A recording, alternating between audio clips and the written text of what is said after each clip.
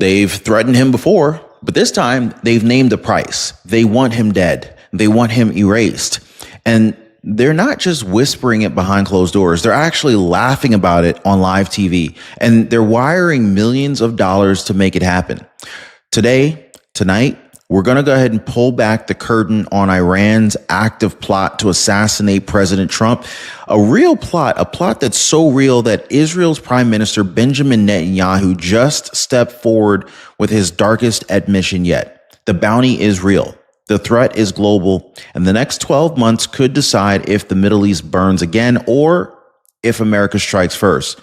So inside this report, you're going to see why Iran's so-called blood pact is raising millions of dollars to kill Trump, how sleeper cells could already be inside of our cities, why Netanyahu says that this threat is not a bluff, and the chilling reason that Iran's top clerics think that they can get away with this now. So, and plus, what President Trump's next move means for every American family if Iran dares to push that red line again. So if you believe that this threat is more than just talk, stay with me. Drop a USA flag in the comments down below, guys, if you stand with President Trump. And if you think Iran's bluffing here, you're going to want to hear exactly what Netanyahu just confessed, because you won't see this on mainstream media. Trust me. So let's get started.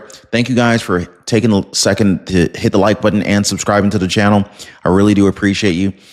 I want to break this down, though, because this is not a rumor. This is not an empty chant in the streets. This is a direct threat, guys, spoken on state TV by a senior advisor to Iran's supreme leader. This man, Mohammad Javad Larijani, he went on camera and he laughed as he pictured a drone strike on President Trump's body while he was sunbathing at Mar-a-Lago. I mean, his exact words, that Trump can't even lie there with his stomach to the sun because a small drone might hit him in the navel. It's sick, guys. It's bold. It's public. They're bragging about it. And it's not just talk. Iran's leaders, they want it on the record. They want the world to know that they're serious. This is retaliation for what they still call the greatest humiliation of the regime, the day that President Trump's administration took out Qassem Soleimani, the architect of Iran's terrorist tentacles across the Middle East. And tonight, they're actually telling the world that they're ready to spill American blood on American soil if it brings them revenge. And so here's where it gets even darker, because threats are cheap, but money talks. Iranian hardliners have built what they're calling a blood pact. This is an online platform funneling millions, some say even tens of millions of dollars, into a bounty fund, a reward for whoever finishes the job. Now, they've done this before. I mean, just look back. Iranian media mocking up videos of Trump golfing while drone operators line up the kill shot. This is not just the president that they're targeting overseas, okay? They want this terror to feel real right here at home. So this so-called blood pact, this is proof that they're actively bankrolling chaos, hoping that a lone wolf or maybe a hidden sleeper cell will take the cash and light the match. And that brings us to the next chilling part, guys. Now, if they're pouring money into this hunt, who are they counting on to do the job inside of our borders? Because I'm going to go ahead and break down exactly what Benjamin Netanyahu just admitted about the price on his head too, and why he says Iran's plan is to drag us all back into the darkest age imaginable, and why you're going to hear why President Trump is still the biggest target in the world for this regime. So if you're with me so far, ladies and gentlemen, please hit the like button right now. Drop a yes in the comments if you believe this threat is deadly serious, okay? So I'm going to just keep this thing going here. You ever call one of those big insurance numbers, how many buttons did you have to press to actually get a person, right? Like, how long did you actually have to wait? This is why I put my name behind Chapter. They pick up right away. They talk to you like a neighbor, not just a number. Peter Alvarez, he called and he saw for himself. He said, Ron, you were right. They answered fast. No games, just answers, 100% the real deal. And Catherine Garcia, she told me this word for word. She said, They were so patient with me. I owe nothing now. I couldn't have asked for better. God bless you for sharing with them, Ron. Guys, this is what I've been telling you. I appreciate you guys sharing your feedback. Give our friends a chapter a call right now and see how much money you can save on your Medicare. Phone number is 909-563-8279, or head on over to askchapter.org/Ron. They'll pick up for you too. And I can't wait to hear how much money you were able to save with them. So now, if you thought that this was just Middle Eastern bluster, I want you to think again, guys, because the Middle Eastern, we'll come back to the Middle Eastern. Israel's Prime Minister, Benjamin Netanyahu, he just stood in front of the world and confirmed it himself. He didn't sugarcoat it. He didn't downplay it. He called it what it is, a cold, calculated plan. Now, Netanyahu, he openly admitted that Iran's bounty isn't just on Trump, it's on him too. He said, quote, "They're not bluffing. They want us dead, and they mean it." Now, here's the darkest part. Netanyahu didn't stop at the threat. He called it Iran's darkest mission yet, a mission to drag the free world back into what he described as a primitive, violent, dark Middle Ages. Now, these aren't just coded threats for TV pundits. This is the elected leader of Israel telling you the world's top terror regime is planning to kill your sitting leaders in public, and they'll kill whoever stands in their way to hold on to their power. And he said it clearly. Iran's regime survives on fear. If fear breaks, the regime breaks. And that's why they're willing to do anything to keep that fear alive. But why Trump? Anybody have any guesses why they're picking Trump? Why does every threat come back to him? Come on, guys, let me know what you're thinking on this one, okay? I think you know why. Because Trump is the man who humiliated them when he ordered the strike that took out Qassem Soleimani, the ruthless architect behind Iran's terror empire, okay? That wasn't just a missile strike. It was a signal to every regime that America would never bow down to bribes or backroom threats. It's just not going to happen. Trump's team showed the world that real power means never blinking first. And Iran hasn't forgiven or forgotten that. They've issued not one, but multiple fatwas, religious death orders that Trump must pay the ultimate price. So when you see an Iranian mouthpiece laugh about a drone strike at Mar-a-Lago, understand this has been building for years. This regime has tried before, and they will try again. And Netanyahu just confirmed it. But here's the part that should shake every American awake. It's not just about Trump and Netanyahu standing alone here, because Iran knows that they cannot fight face to face. So they plant seeds here at home. All right, so here's where it gets even more real and closer to home than some people want to admit. Netanyahu didn't hold back. He made it clear this is not just about missiles overseas or drones in the Middle East. This is about what's already planted inside Western cities. The truth, we know from years of intelligence that Iran's proxy networks, Hezbollah operatives, Quds Force sympathizers have sleeper cells positioned here in the United States and across Europe. Some are connected to criminal fronts. Some lie dormant for years, but all it takes is a single, and guys, we've seen this before on CNN. Remember?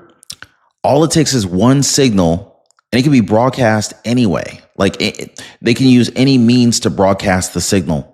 Previously, it was broadcast on live TV on CNN. It could be a billboard. It could be a newspaper ad, article, something on a social media post. And these hidden cells could coordinate attacks on airports, power grids, even attempt targeted assassinations. This is what Iran counts on.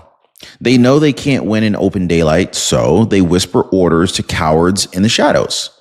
Netanyahu's warning to every American: they will try to paralyze us with fear from within by reminding us that they can strike anywhere, anytime, if we look away even for a second. So here's what Iran's leaders hate the most. They know they're losing ground. They're losing because of one reason: strength. Netanyahu laid it out. Israel's fight has not been a one-week headline. This is the climax of years of covert war. Israeli forces dismantled Hezbollah's operations, pushed Syria's puppet regime to the brink, broke Iran's terror routes through Iraq, Lebanon, and Gaza. And behind every decisive hit, America's backbone, guys, Trump's administration standing firm when the rest of the so-called international community wrung its hands of it. When everybody said, don't touch Iran's nuclear sites, it'll spark World War III, Trump's team did it anyway. Precision strikes, decisive action, no boots scattered on the sand for decades, just results. And the result? The so-called invincible Iranian axis isn't so invincible anymore. But like Netanyahu warned, a tumor removed can grow back. And Iran's leaders are counting on exactly that happening. So let's go ahead and talk about the heart of this entire nightmare that we're dealing with and what we're seeing right now. The piece that nobody in the media wants to keep front and center. This is Iran's nuclear program. Netanyahu did not mince words. He called it a cancer they nearly finished before the joint strikes blew it apart. But a cancer that can grow back if the world goes soft. So here's what should keep every free country awake at night. Netanyahu confirmed what every intel report whispers behind closed doors. Iran still holds stockpiles of enriched uranium, enough that if they chose to rush it, they could push to weapons grade in under a year. We're not talking hypotheticals here. Iran's own mouthpieces brag that they have stashed what they need in bunkers, tunnels, hidden sites. They want the world to think that they're one step away, because this is how they squeeze the West for concessions. But Netanyahu's warning is deadly clear. You don't negotiate with a tumor. You just go ahead and cut it out before it spreads again. And this is why Iran still has Trump at the top of their hit list, because his strategy was never to play their freaking games, never to throw more cash at a regime that screams death to America in public while shaking your hand in secret. No, his doctrine is simple. Peace through strength. I've said it a million times. When Iran tried to push its luck, Trump's team didn't send them pallets of cash in the dead of night. They showed strength. They used pinpoint air power, backed Israel to the hilt, and they drew a red line that Iran finally knew was real. This is why Netanyahu calls this alliance unbreakable, because Trump's America proved what real deterrence looked like. And here's the promise that Netanyahu just put on the table. If Iran dares to rebuild that bomb factory, if they push one more inch toward weapons-grade uranium, they won't find a soft handshake waiting for them. They're going to find American resolve and Israeli precision ready to remove the tumor for a second time. It's not reckless. It's not warmongering. It's just keeping nuclear blackmail out of your neighborhood, out of your kids' future, and out of America's back door. And this is why the final piece actually matters so much, because behind all of these threats, the drones, the nukes, there's a bigger domino effect that Iran fears the most. It's the unstoppable alliance between Israel and the United States and the peace deals that keep spreading despite every bullet that they fire. So why risk it at all, right? Why would Iran's regime stick its neck out this far, openly threatening Trump, openly funding a bounty, openly fantasizing about a drone strike on U.S. soil? Why would they do that? Because they know exactly what's at stake if they fail. If they don't stop Trump, they don't just lose the chance to rebuild their terror networks. They lose the entire Middle East. That's what the Abraham Accords mean. This is why Netanyahu's been crystal clear here. This threat only proves why Israel and America's alliance must stay unshakable. Because behind the scenes, Netanyahu says more nations are lining up, ready to defy Iran's threats, ready to normalize ties with Israel, ready to choose prosperity over permanent war.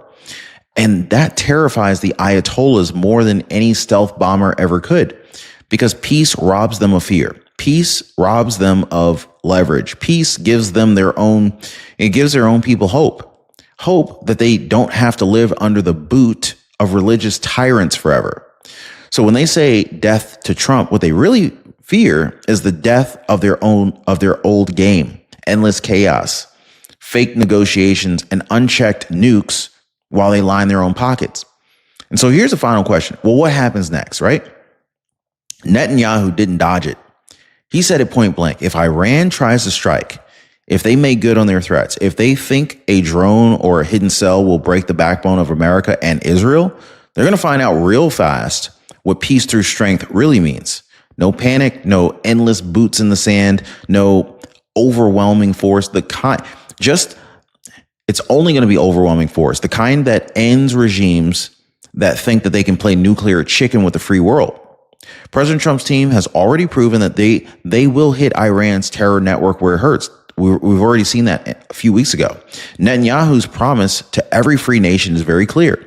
If Iran strikes, we strike harder. That's the red line. That's the new reality. And the only thing left is to ask, will Iran test it? So tonight, as the headlines drip out piece by piece, I want you to remember what the mainstream media will not say. Iran's kill plot is real. Netanyahu's admission is dead serious, really. I mean, he's a leader of a nation, and this president's resolve is the only reason that threat hasn't already landed at your doorstep. Now, if you stand for strength over surrender, if you stand for a leader who won't bribe a terror state just to look the other way, I want you to drop a United States flag in the comments right now. Now, if you found this video worthwhile, hit the like button. It breaks the algorithm silence. And if you want real updates, not the watered down spin nonsense, subscribe right now. It's totally free. It's uncensored. And I'm going to keep the truth right in front of you, front and center, where it always belongs. And I want to also thank you so much for sharing these videos. It really does help us to get the word out. It is a daily struggle to overcome the algorithm, but stay alert, guys. Stay prepared. And remember, they want Trump dead, but the spirit that put Trump in office, that was behind so many swing state voters, it's still here. It's still alive, and we're not backing down. So I'm going to see you guys on the next one.